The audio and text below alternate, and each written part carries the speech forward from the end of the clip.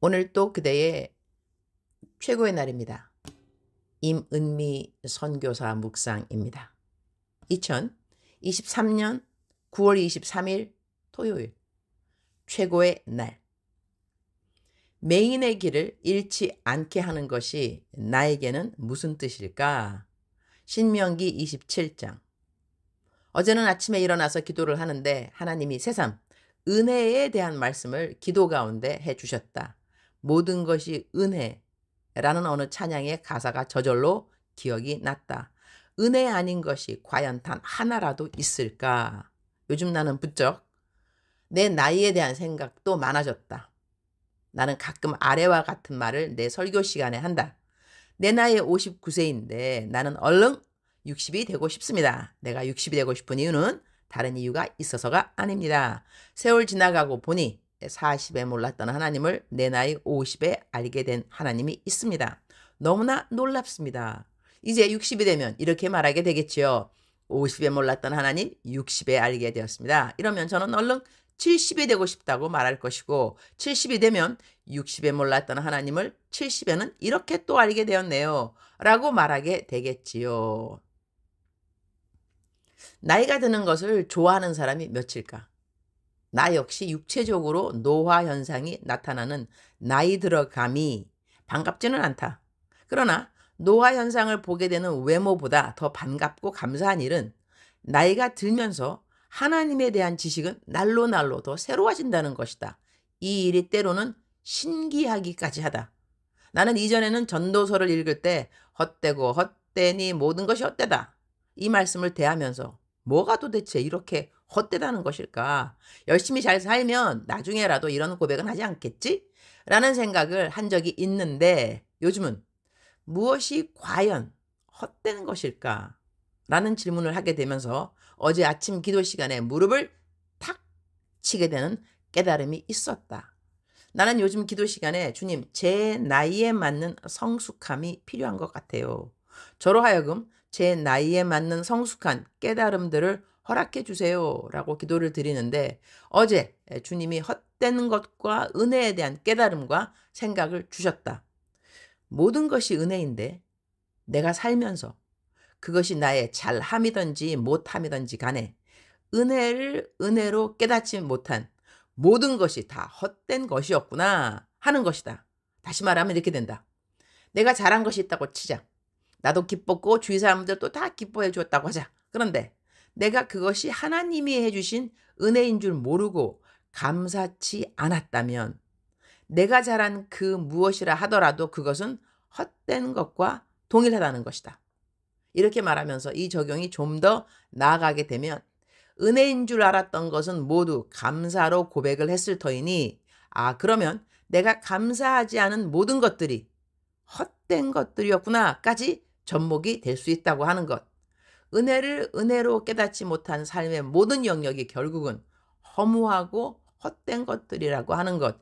이렇게 생각하니 어제 아침 기도 시간이 얼마나 숙연해지던지 은혜, 모든 것이 은혜이구나. 은혜하는 것이 단 하나도 없구나.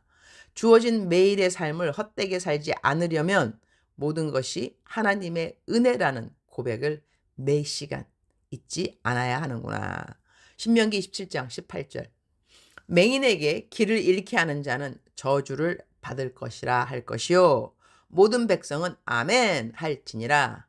Cursed is anyone who leads the blind astray on the road. Then all the people shall say Amen. 맹인에게 길을 잃게 하는 자라는 말씀이 마음에 와 닿는다. 어제는 사역을 나가려고 막 준비하는데 문자 하나를 받았다. 그동안 아프셨던 분 같은데 어제 많이 나으셨다고 한다. 이제는 많이 낫다는 말이 감사했는데 많이 나으셨다는 말 다음에 주신 문자의 내용은 내가 섭섭했다는 것이다. 내가 당신이 좀 어떠냐고 물어보기를 기대했는데 내가 그런 문자를 보내주지 않아서 많이 서운했다는 문자였다. 나는 얼른 사과의 말씀을 문자로 드렸다. 나는 이분이 누구인지 모른다. 내 묵상을 읽고 있는 분인지는 알지만 내가 개인적으로 만난 적이 없는 분이니 사실 개인적으로는 전혀 모르는 분이다.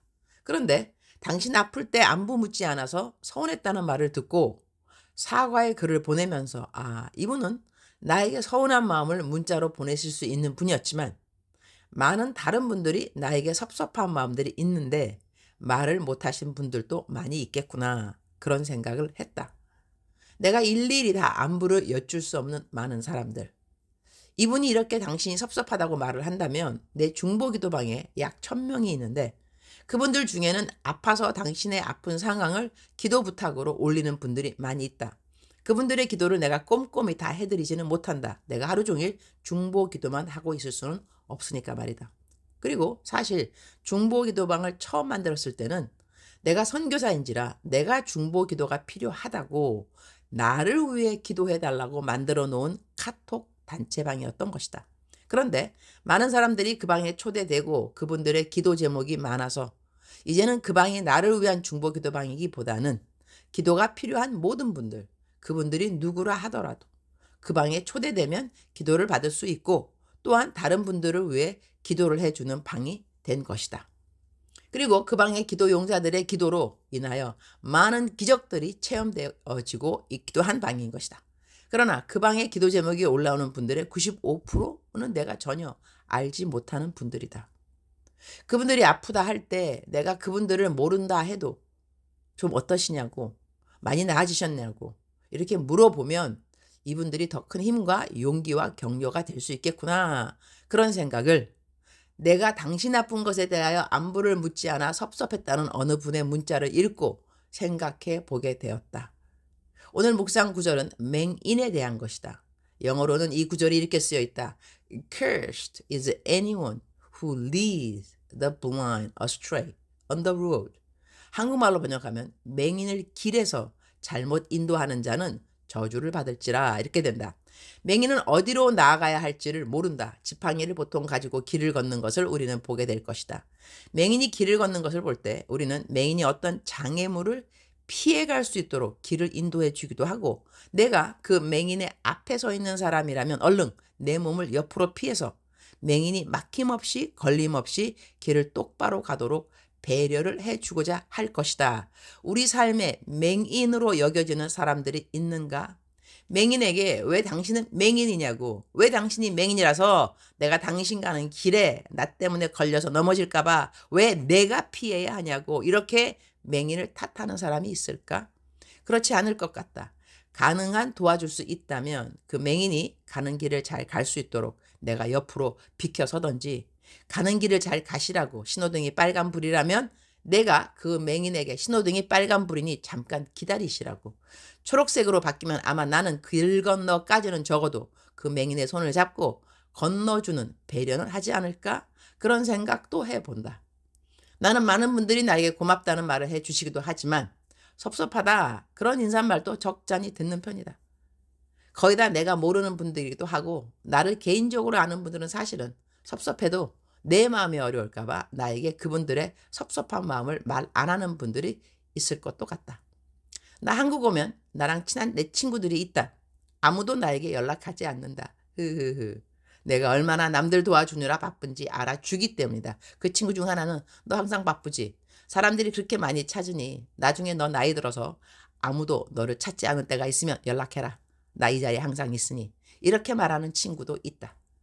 나를 섭섭히 여기는 사람들이 맹인들의 배역을 맡은 사람이라는 이야기는 아니다. 그러나 나로 인하여 어떠한 이들의 감정이 건강하고 기쁘고 감사하기보다는 그 정상적인 길에서 벗어나서 섭섭함, 미움, 원망 이런 길에서 헤매이게 만드는 요인들은 있을 수 있다는 이야기이고, 만약에 나 때문에 내가 그들이 갖지 않기 원하는 감정을 겪고 있다는 것이 감지된다면 거기에 대한 내 반응은 억울하다, 왜 내 탓을 하지?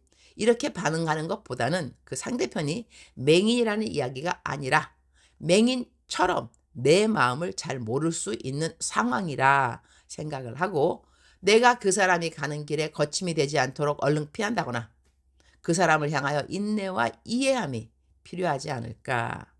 오늘 묵상 구절을 읽으면서 이러한 삶의 적용을 해보게 된다. 주님, 오늘 또 최고의 날입니다. 제가 모든 사람들에게 무슨 일을 하더라도 감사한 존재가 되면 참 좋겠지만 그렇지 않을 때도 있는 것 같습니다. 저는 제 인생에 일어나는 모든 일들은 하나님이 나를 사랑하사 나에게 하나님의 사랑을 깨닫게 하심이라 꼭 믿고 사는 사람입니다. 이런 일을 겪을 때는 제 인생에 저의 안부를 하루도 빠짐없이 물어봐 주시고 저를 염려해 주심에 대한 표현을 잊지 않아 주시는 하나님을 생각해 보게 됩니다. 그리고는 감사하게 됩니다. 24시간 동안 단 1초도 저를 섭섭하게 하신 적이 없는 하나님이라 감사드립니다. 항상 저의 감정의 길에서 길 잃음 없이 저를 잘 인도해 주시는 하나님께 감사를 드립니다. 오늘은 이제 곧 목회학 석사 과정을 공부하게 된다는 두 청년을 만나기로 했습니다. 앞으로 가야 하는 길에 대하여 여러 질문이 있어서 만나자고 하는 것 같은데 꼭 들려줘야 하는 말들을 잘 들려주고 잘 들어주어야 하는 말들을 잘 들어주는 시간 되기를 기도합니다. 주님 사랑합니다. 주님 감사합니다. 오늘도 우리 주님 저를 보시면서 하루 종일 기쁘시면 참 좋겠습니다. 사랑하는 그대여, 사랑하는 그대여 출석 부르고 있습니다. 오늘은 묵상이 좀 길어졌습니다. 그래서 출석만 부르도록 하겠습니다. 대답하셨죠? 사랑하는 그대여, 사랑합니다. 사랑하는 그대여, 축복합니다.